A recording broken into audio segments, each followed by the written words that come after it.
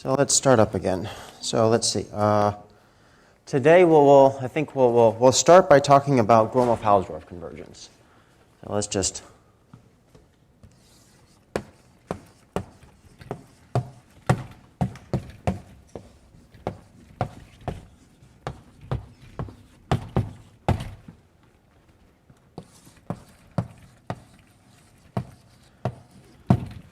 So, namely, that's to say that we need to understand what it means to have a sequence of metric spaces. So let's just say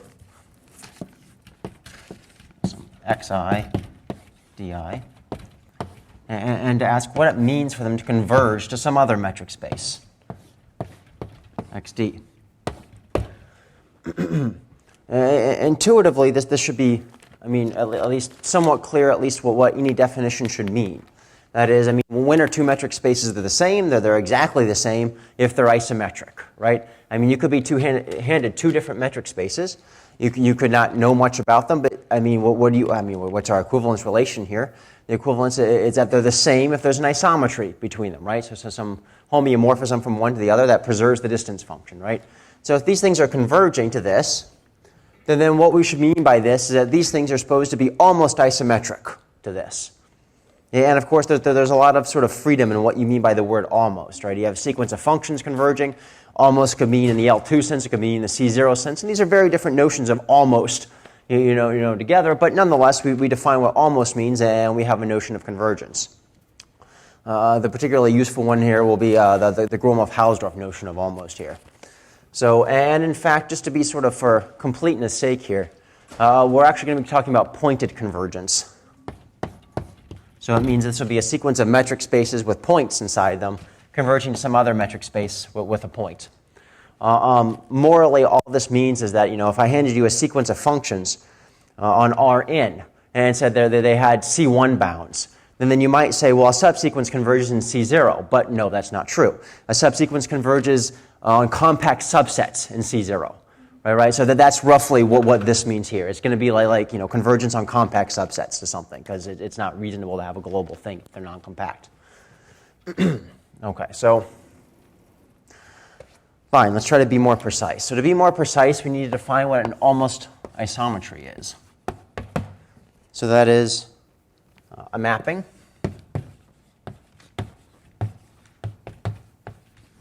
F from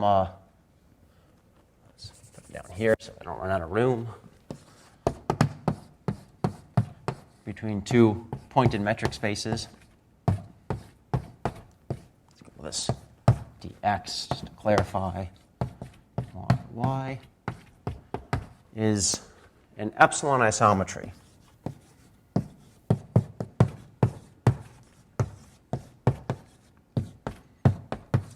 If the following holds. So the first condition is that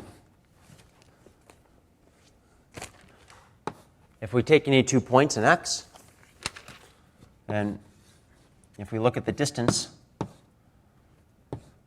between them, and we minus off the distance of their images,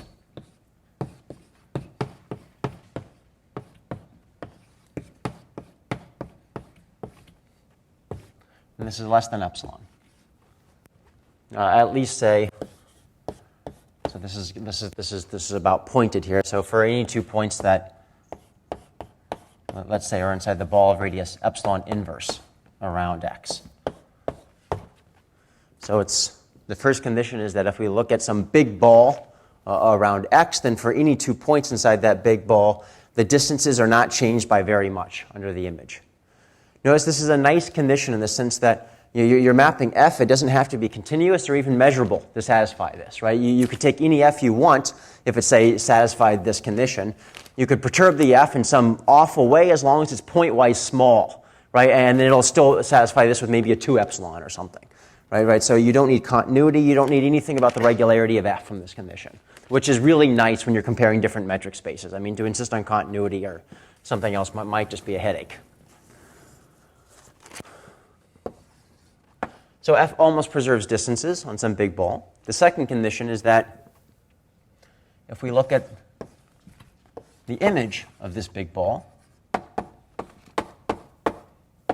on F, then, well, at least up to epsilon, because everything's up to epsilon.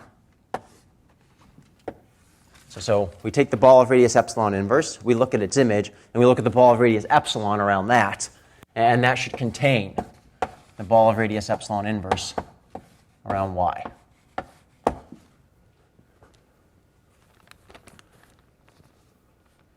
So this is saying it's almost preserving distances, but this is saying that it's seeing all of this ball here, right? I mean, it's not like it's almost preserving distances, but only mapping like a line, like r into r squared, right? I mean, that as an inclusion would satisfy this condition, but you can't consider that as being some sort of almost isometry because it doesn't really see the ball of radius 1 in r squared, right? You can move away from it. So this says it sees everything.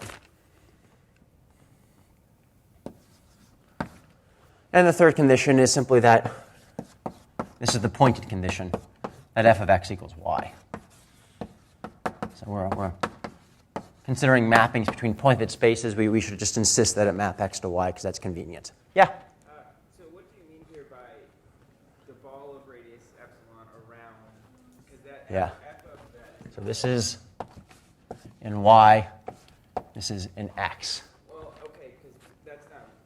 Okay, so my confusion is so f of this ball, it may not be a point. So you have a ball around a set. It's some subset, right? It's the union of balls of. So by definition, you can consider the ball of radius epsilon on any set, okay, right? It's just the union of balls of radius epsilon for every point in that set, okay, right? That's okay. Yeah. Sometimes you might also call this the tube. Different things, but yeah, it's just the union of all such balls. Said otherwise, it's saying that every point in here is with an epsilon of a point in here. That's what this says, right? And x and y are the distinguished points here? Little x and little y are the distinguished points. Little x and little y are the distinguished points, absolutely. Yes, the distinguished points.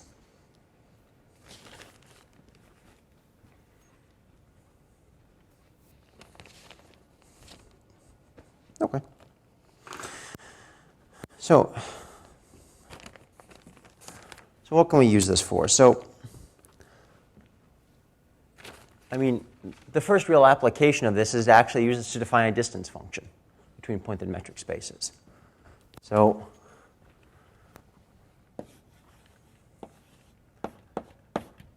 if we're given two pointed metric spaces, like these guys,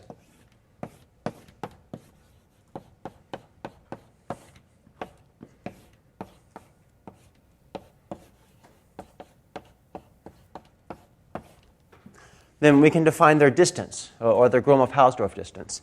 And typically speaking, one assumes that our metric spaces are complete metric spaces and that they're separable. Neither of these are necessary for the definition. They're just useful for sort of properties of this distance function.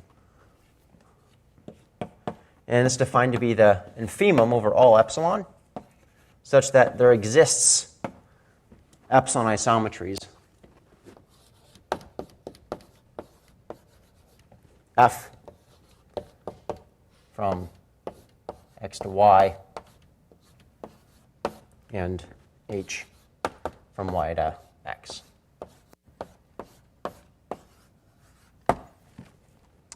Note, by the way, that that this is just done for symmetry here. In fact, it's a nice exercise to see that if you have an epsilon isometry from x to y, then you automatically have at least a 2 epsilon isometry from y to x. But for the sake of symmetry, we don't want to lose that 2.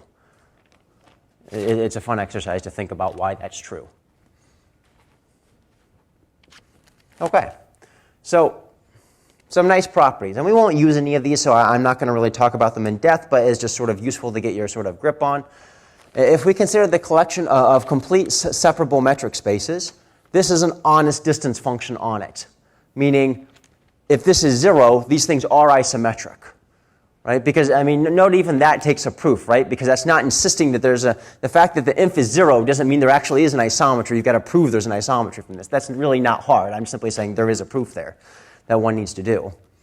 There's a triangle inequality going on between these things. So it's going to satisfy all the properties of a distance function.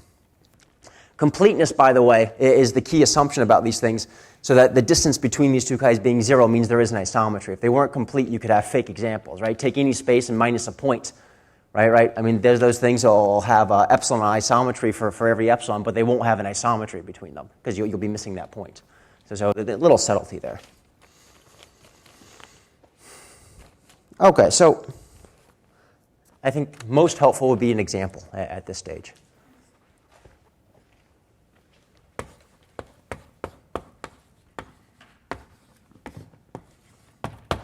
So what's a fun example?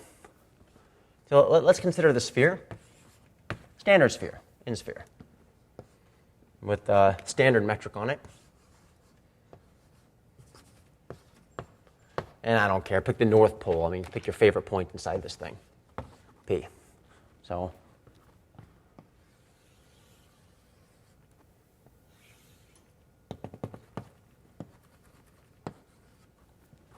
here's our example. So this is just some fixed metric space.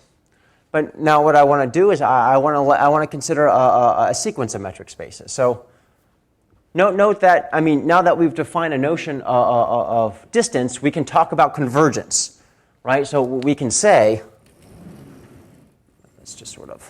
we can say if we have a sequence now of metric spaces pointed, that when we say what does it mean for them to converge,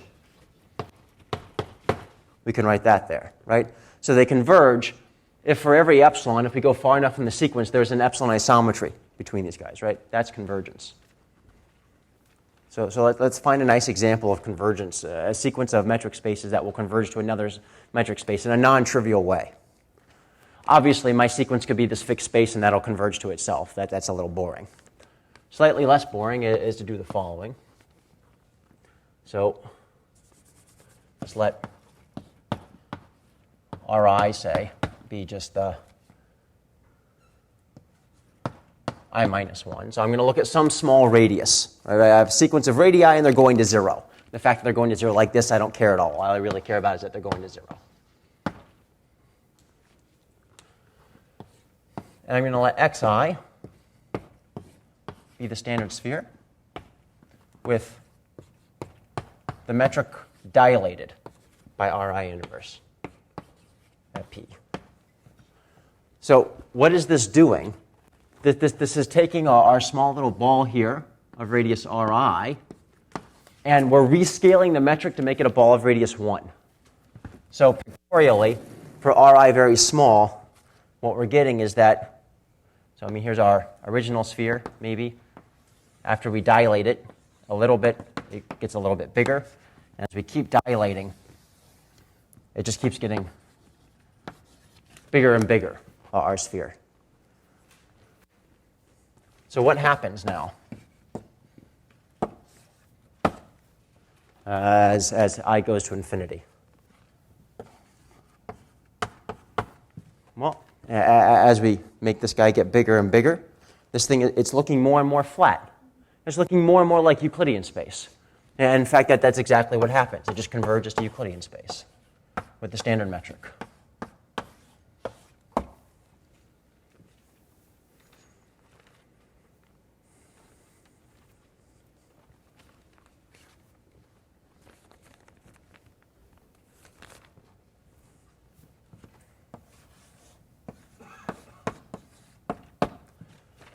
So, in fact, that we had the sphere was actually completely irrelevant here, right? We can take any manifold with any fixed points.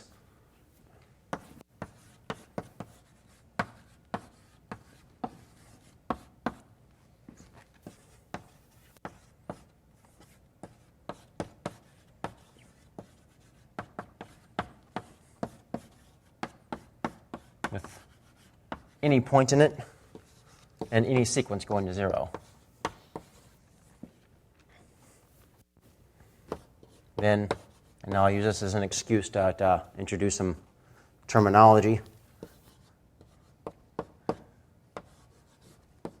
Ri inverse M, which by definition just means the same point, the same space with the same point, but the metric multiplied by R inverse, like up here, will converge to Rn.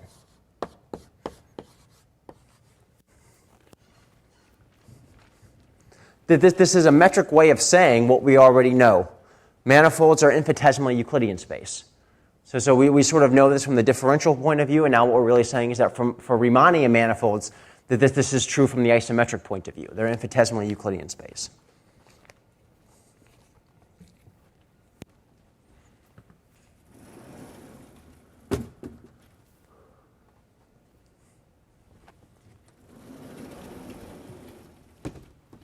Okay.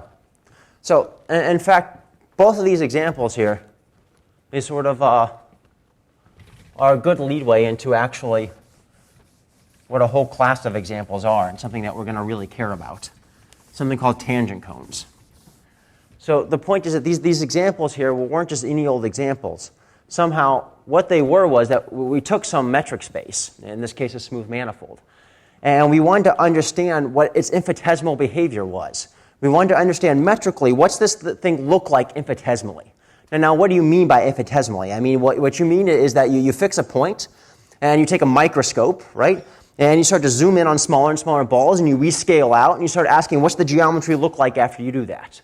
And basically what we found here is it's not very interesting for Riemannian manifolds. But as we can well imagine, it might be more interesting for other metric spaces, and one still has a notion of a tangent cone here, and this is sufficiently important that it deserves a definition on its own. Definition.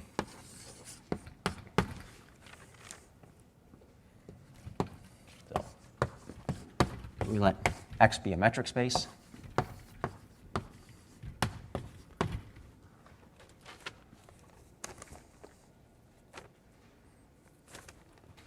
With some point in it.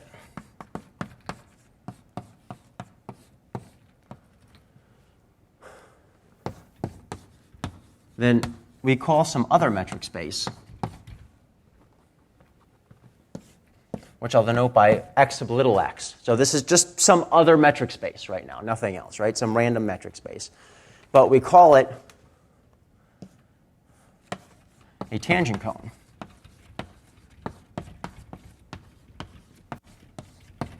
Of x at little x if there exists some sequence Ri going to 0 such that x with its distance function being blown up by Ri inverse centered at little x is going to converge to x of little x.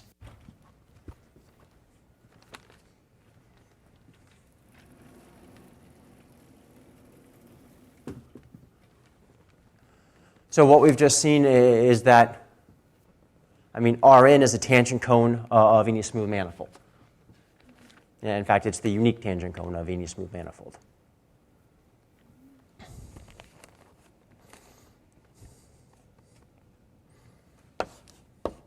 So let's do a slightly less trivial example.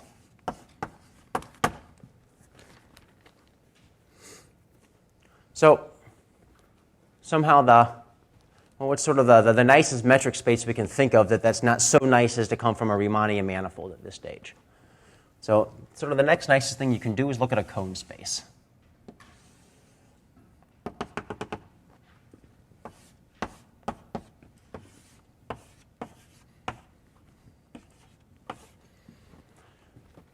So we can and probably will at some point give precise definitions of what the cone over some metric space is. But right now it's pretty intuitive, and I think I'll just let the picture talk for itself. It's probably better than giving some random abstract definition of what the distance function is here. Right, so it's literally, if we got a circle of some radius less than the standard radius, the cone over it's just an ice cream cone. Right? It's the distance function of an ice cream cone, nothing else. So it's clearly a smooth manifold away from this point. Though no, it is topologically a manifold, right? This thing here is just topologically R squared. It's topologically a manifold if you want, but it's definitely not a Riemannian manifold. This is not a smooth point here. So now let's just sort of pick some point x in our little x. Little x and big X, and look at the tangent cones at these points. So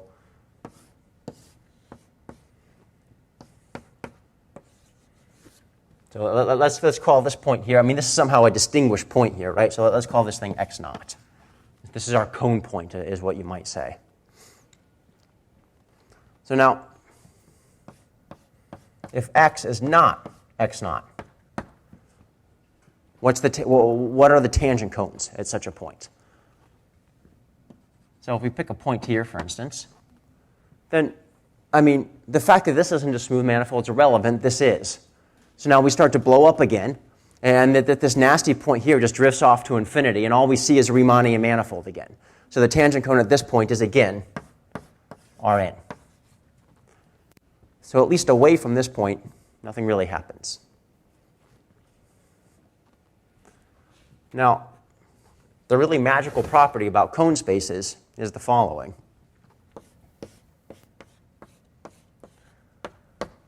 What if x is equal to x naught now? So remember what we're supposed to do to find a tangent cone here. I'm supposed to take some radius here, look at the ball of radius r around it. So this should be something like, I don't know, here's like the ball of radius r around x naught. And I'm supposed to take this little ball here and rescale it to a ball of radius 1, right? I'm supposed to blow it up. So what happens when I take this ball and make it this ball? What's happened to the geometry of this space? Nothing. This is in some sense what makes a cone space a cone space. It's the fact that at this distinguished cone point, there's a symmetry here. It's scale invariant, right? You can rescale the geometry. So it's like Rn, right? You can take Rn and you can multiply the metric by some constant. And locally, you kind of feel things get squished in. But from the geometry point of view, nothing actually changed, right? I mean, if you're kind of wanting to measure things, you feel like things get squished, but they really don't, right? And it's the same thing. So nothing changes under any rescaling. So the only tangent cone here is, in fact, itself. So C of S1. This here is for the circle of, so this here is our S1R. Here's our circle of radius 1 of some, oops, 2 R's. Let's not do 2 R's. I don't care what it is, but here's our circle of some radius here and the whole space of the cone. Okay. Which is just to say x itself. So it's either Rn or it's x itself in this example. So it's at least our first sort of foray into a non-trivial example. This, however, is a tremendously important non-trivial example. It'll appear over and over again.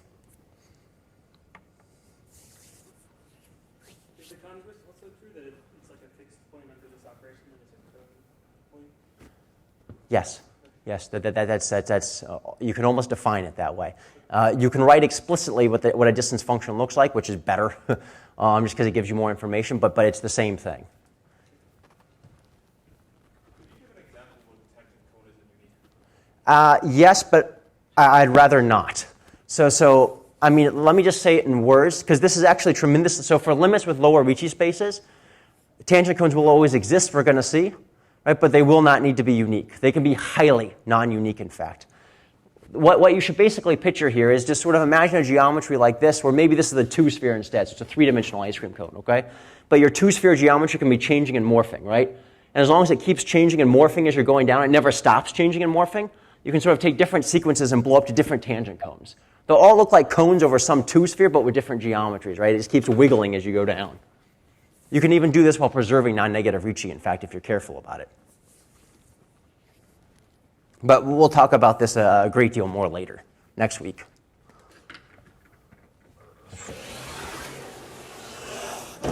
Right, so what he's pointing out here is the fact that the definition here says that there exists a sequence.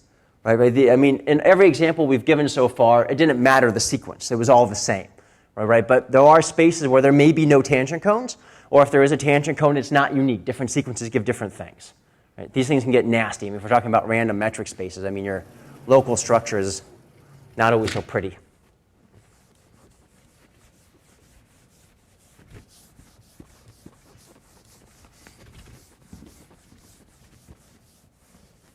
Okay, but now that we've had some examples and some definitions,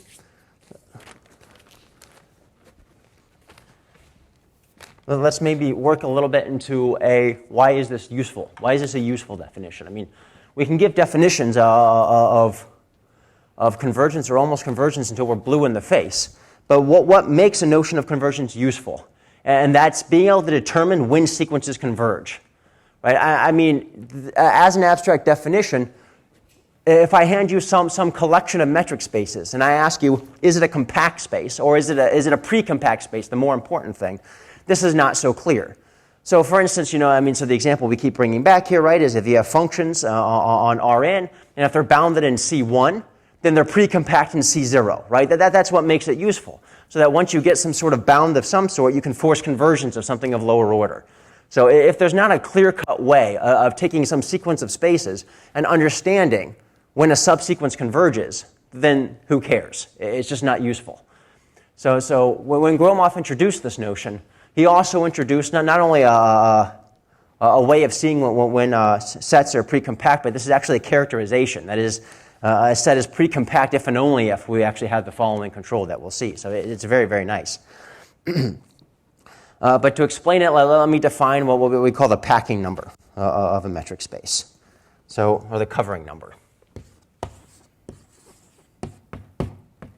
So if X is a metric space,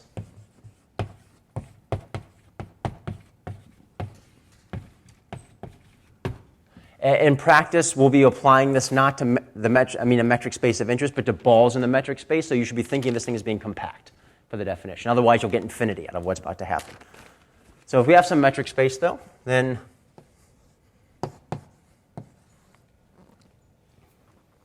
we define the covering number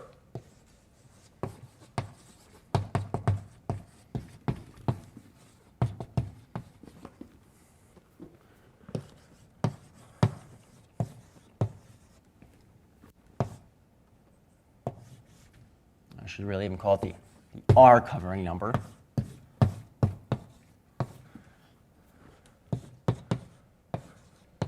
To be the smallest integer.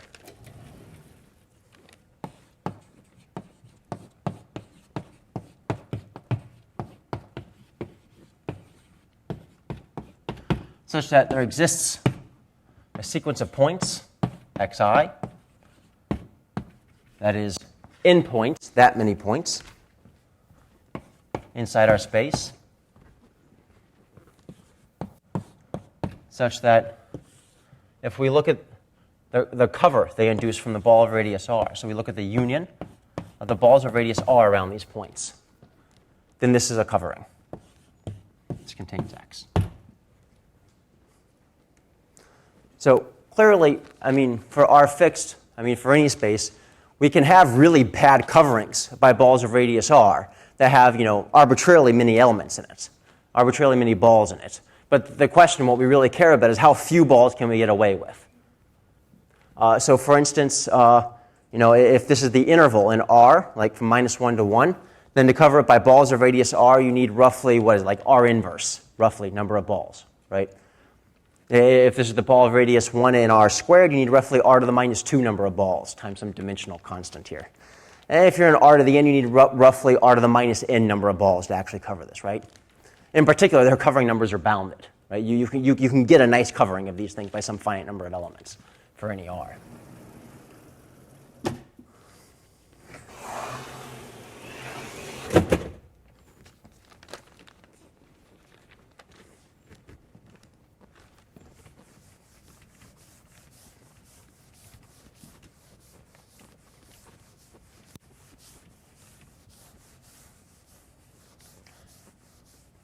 So it's just a way of measuring how dense the set of balls of radius r inside of space. It stops this thing from being infinite dimensional in a certain sense, or non-compact in a certain sense.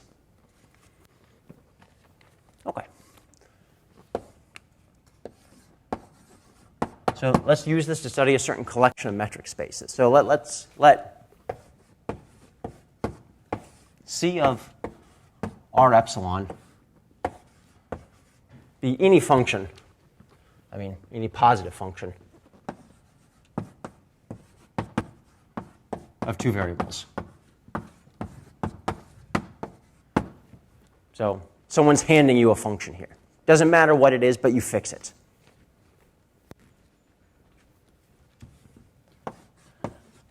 And let's consider the collection of metric spaces. MC. So this is the collection of pointed metric spaces such that the covering number of the ball of radius r around our fixed point, the epsilon covering number of the ball of radius r around our point, is bounded by c of r epsilon.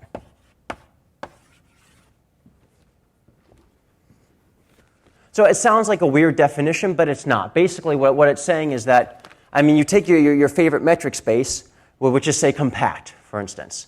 Then for every r and every epsilon, there is some c for which the covering number is bounded by c, right? Just let that metric space define what c of r epsilon is, right? And now you're just looking for all other metric spaces that have, that are at least at worst that behaved, right? Or you just pick your favorite c. It's just defining how badly behaved these covering numbers are. It doesn't matter what this function is at all. It's just sort of saying what it's bounded by.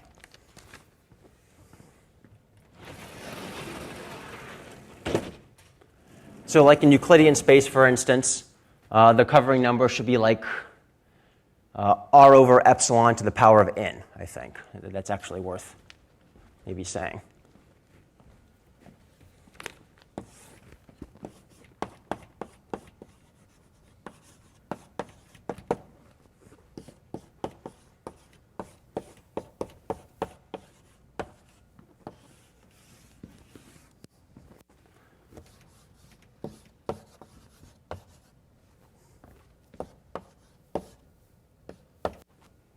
Some dimensional constant times, what's the ratio? R over epsilon to the power of n.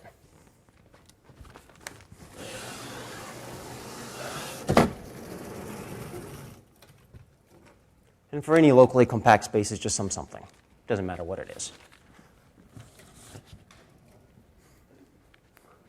But now the key point is that in practice, and we're going to see this very concretely in a minute, so like for spaces with lower Ricci curvature bounds, we're going to be able to say precisely what the C is. I mean, not what it is, but what it's bounded by anyway. We're going to say precisely that the covering numbers of a ball of a definite size by some other smaller ball are controlled if you have a lower Ricci bound, automatically.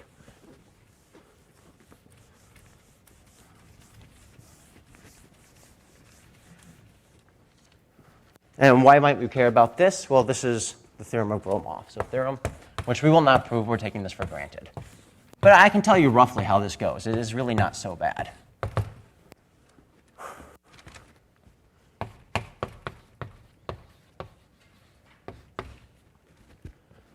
For every function c of r epsilon, the set just write everything, set MC, which is a subset of the collection of all pointed metric spaces if you want, is compact in the Gromov-Hausdorff topology.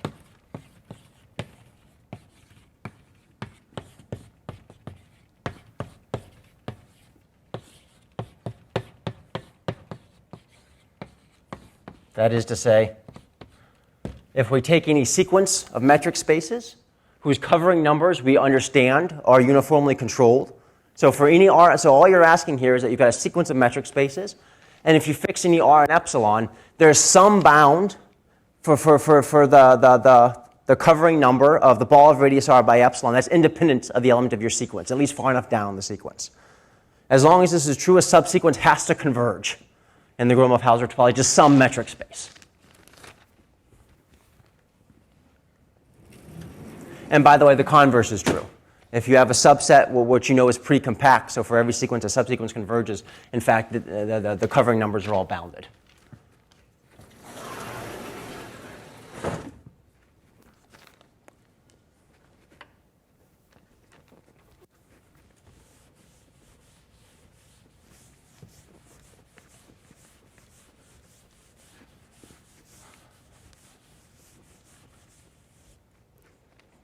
Okay, so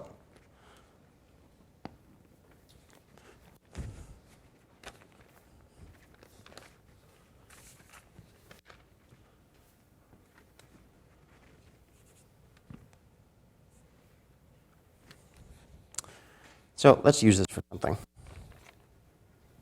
So corollary.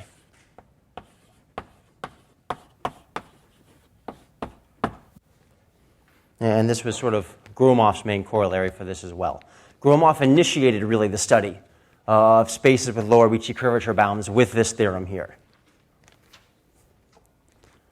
So let's consider a sequence of smooth Riemannian manifolds. Right, so we've been doing abstract stuff, right? I mean, all metric spaces at this point. But now we go back to the smooth world for just a minute.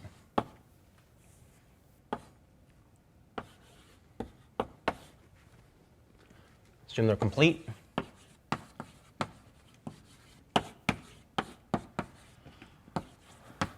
With some uniform lower Ricci bound, which for the sake of argument, I'm just going to say is minus n minus 1. Because if it's not, we can rescale them to make it minus n minus 1. This is sort of the standard normalization.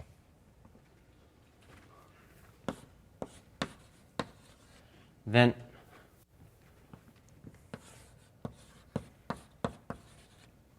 after passing to a subsequence,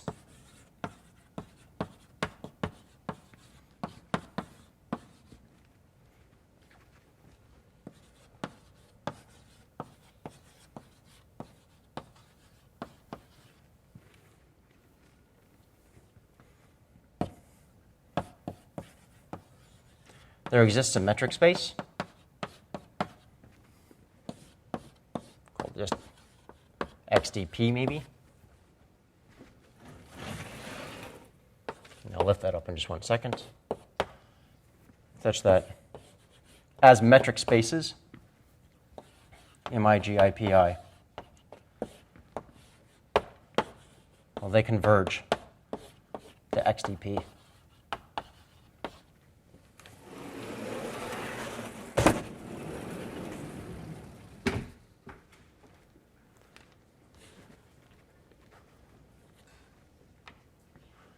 So we'll prove this using the compactness theorem of Gromov.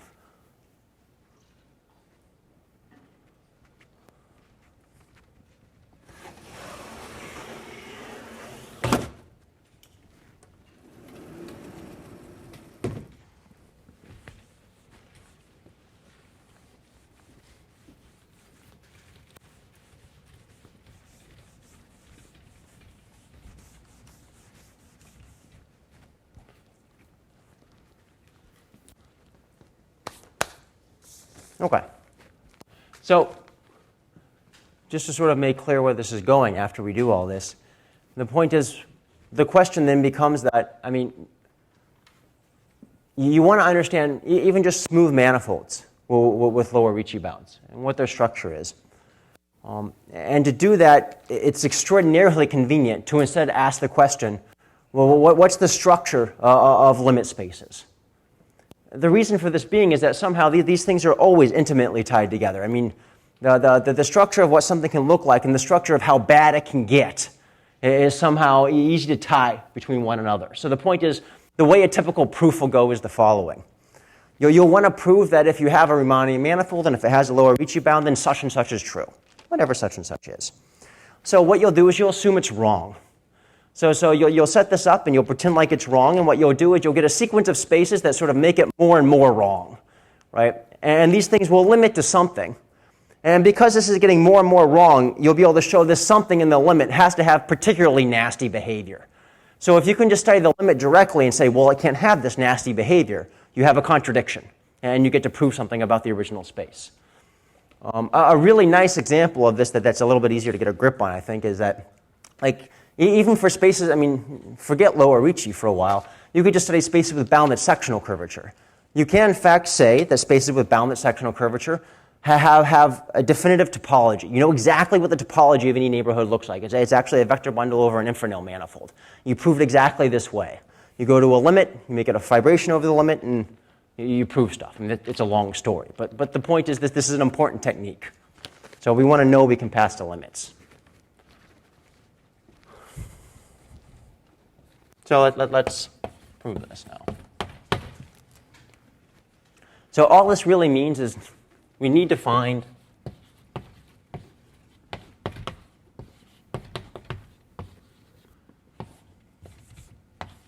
some constant, depending on only epsilon and r, such that the covering number of the ball of radius r around our, well, let's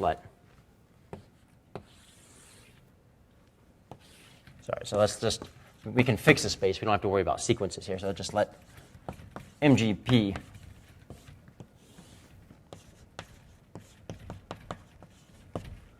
satisfy the lower Ricci bound. So in particular, we'll apply all these arguments to anything in the sequence here. It doesn't matter. Then we want to show that for every r and epsilon, there's some number that didn't depend on anything except the fact that we had this, such that the covering number here is bounded from above by C of epsilon r. And in fact, in practice, this will depend on the dimension of the space, but that's it. So as long as the dimension is fixed, we have uniform bounds on the covering number of any manifold with a lower Ricci bound.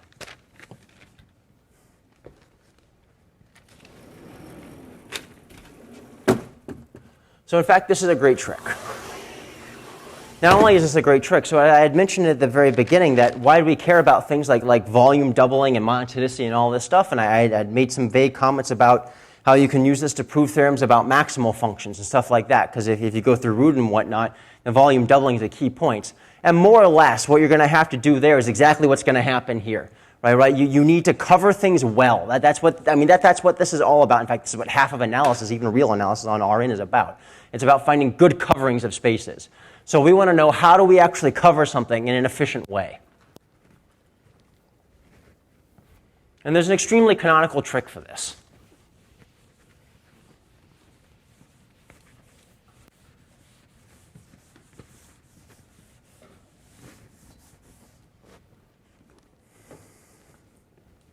So what we're going to do is just let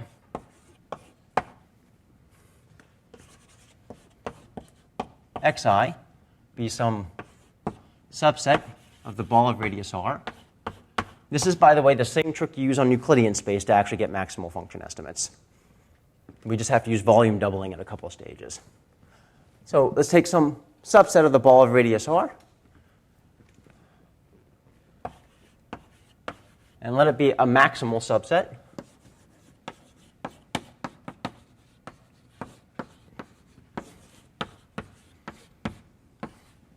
Such that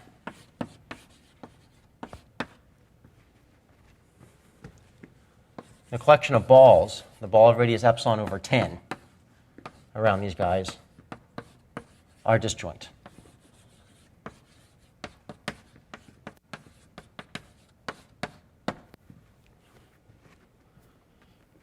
So what does this mean? This just means,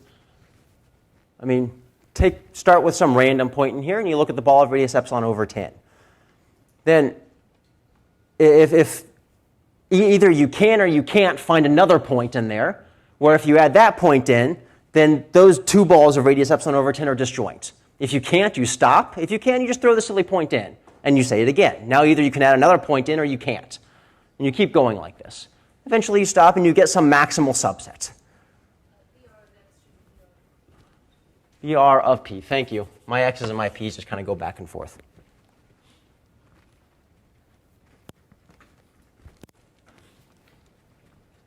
Now, what's special about this now?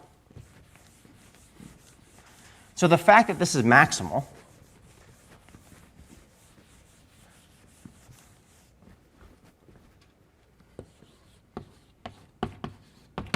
means that if we look at the union of the balls of radius epsilon around these points, then this actually covers the ball of radius r around P.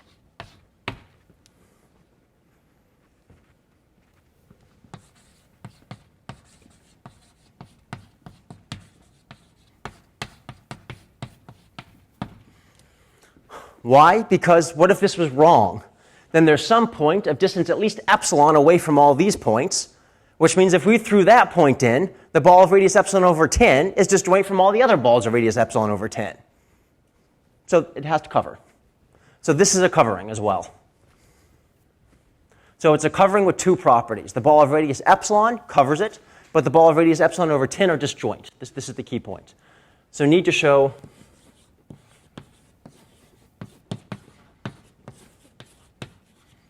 that n, which is the number of elements of our, I never actually said what that was, so let's call this n. The number of elements in our maximal covering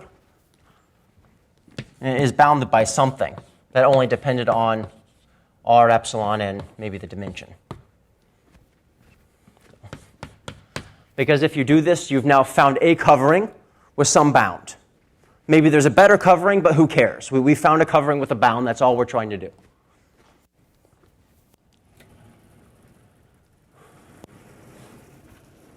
Okay. So what's the nifty trick for this?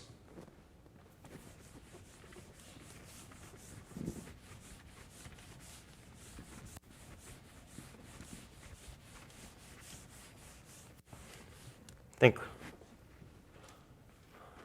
a picture will be helpful. Here's our ball of radius r. Here's our collection of points. And we had that the balls of radius epsilon over 10 around these guys are all disjoint, just like this. But if we look at 10 times this radius, they now cover everything. Let's throw this guy in just so it looks nice and uniform. This is our picture.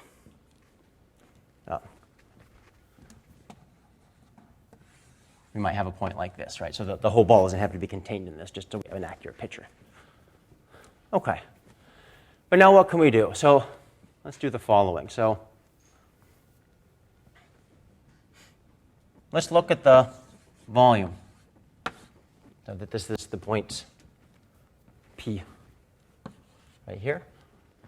Let's look at the volume of the ball of radius 2r around P. So much bigger ball. Not much bigger ball, but twice the radius. Now, all these balls of radius epsilon over 10, they're completely contained inside this ball of radius 2r, and they're disjoint. So if we were to, on the one hand, if we look at the volume of this ball, we have that it's bigger than or equal to the sum of the volumes of the ball of radius epsilon over 10 around xi. So that's certainly true.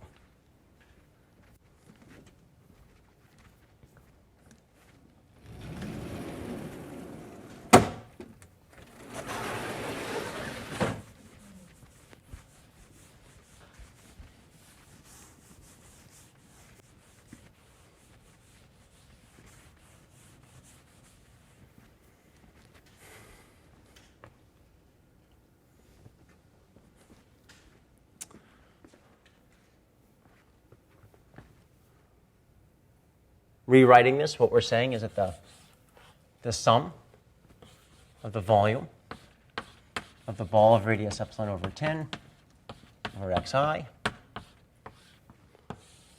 over the volume of the ball of radius r, 2r around P is less than or equal to 1.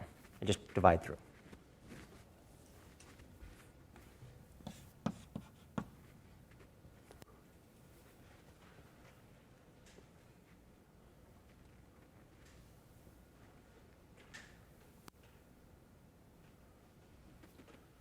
Now, what else do we know? Well, what tools do we have at our disposal? Pretty much all we have at our disposal right now is volume monotonicity. So that is to say that, well, we can do a few things here. On the one hand, the volume of the ball of radius epsilon over 10, well, we can make this into a much bigger ball if we want. We could instead look at the sum of the volume of the ball of radius, I'm going to say 100r around xi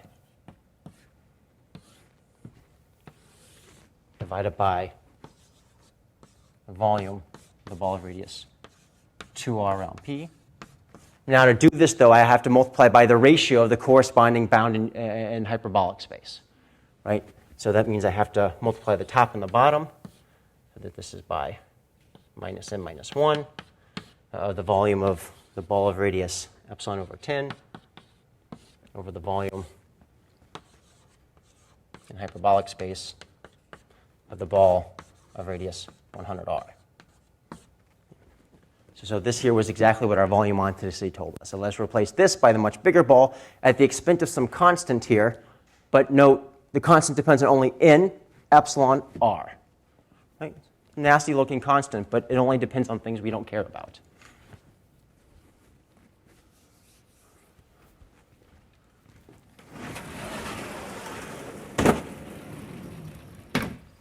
But now if we look at the ball of radius 100r around this thing,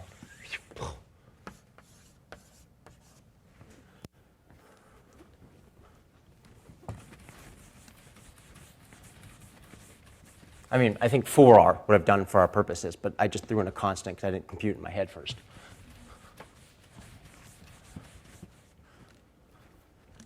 Certainly the volume of the ball of radius 100r centered at xi, well, that's definitely bigger than the volume of the ball of radius 2r centered at P. Right? I mean, it contains that ball, right?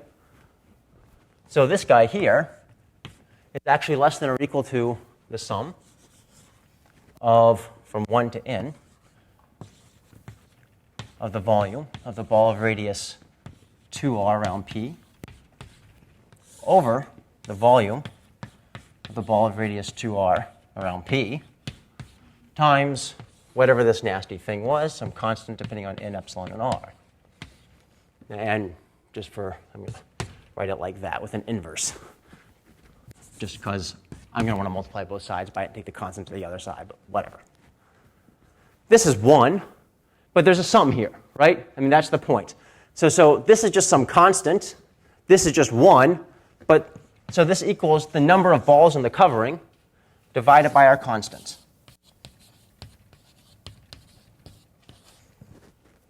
The whole thing was less than or equal to 1. So we're done.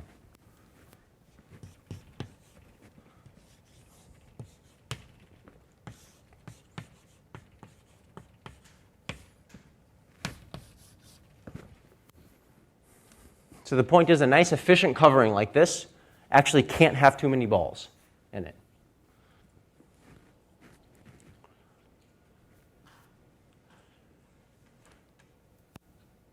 So for you metric space people out there, notice the only thing really important here was the volume doubling.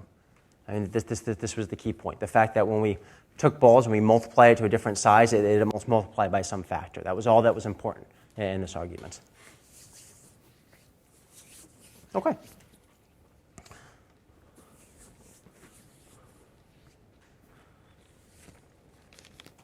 Okay, so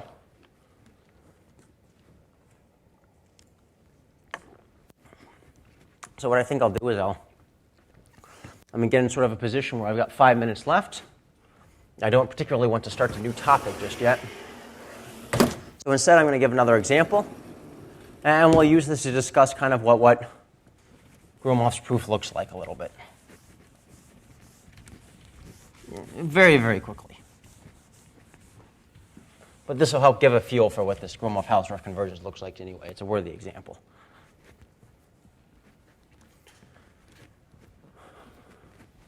So let's do the following. The example is very related to basically what we just did. So let's just let X be just, I'm going to say compact for the sake of argument, be your favorite compact metric space.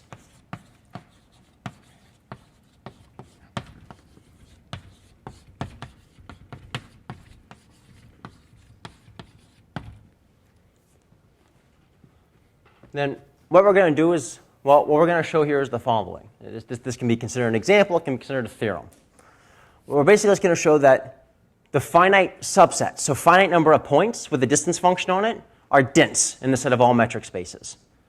And so every metric space can be approximated by a finite metric space. Every compact metric space can be approximated by a finite metric space. Every separable one by a countable one at least.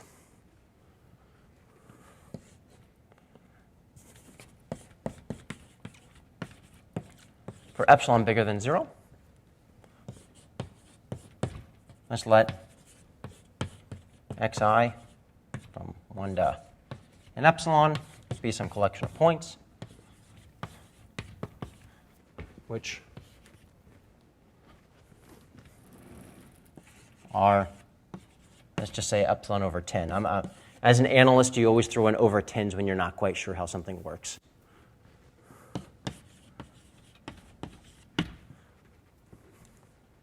So they're epsilon over 10 dense, right? It's a compact space, so we can certainly find some subset that satisfies this, right? And we're just going to let x epsilon be this collection of points.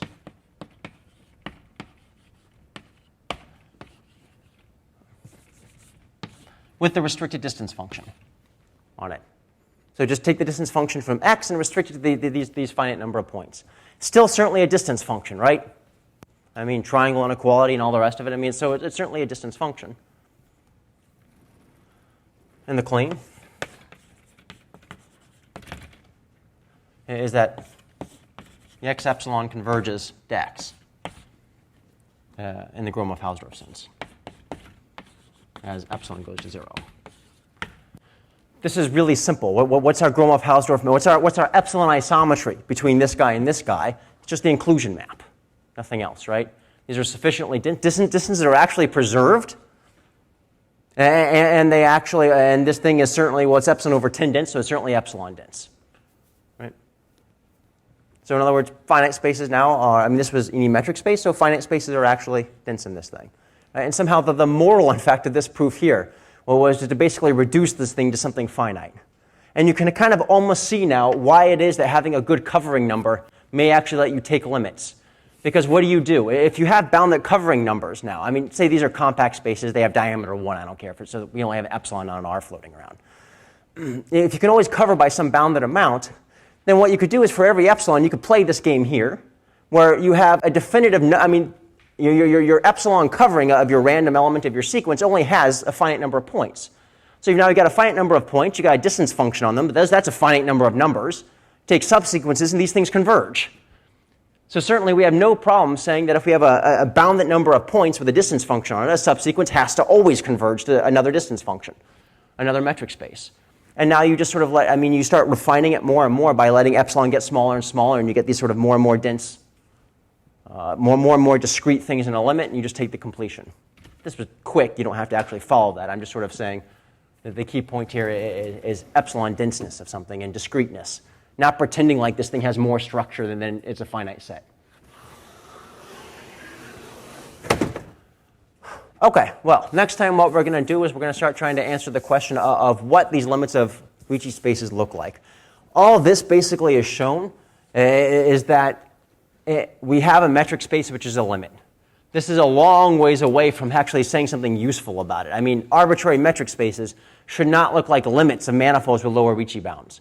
So what will they be? Eventually what we'll work our way up to by the end of next week is that, at least under a lower volume bound, for the guys, there's actually going to be an open-dense subset that's a topological manifold. So there's a lot of structure on these things. And even in the general case, they'll at least be rectifiable. Rectifiable, if I explain this in like 25 words or less, basically means there's a subset of measure 0 that if you remove it, it's a manifold. Right? So it's almost a manifold away from a subset of measure 0. Still pretty nice piece of structure. Okay, and tomorrow's theorem will be sort of our first step in that direction. We're done.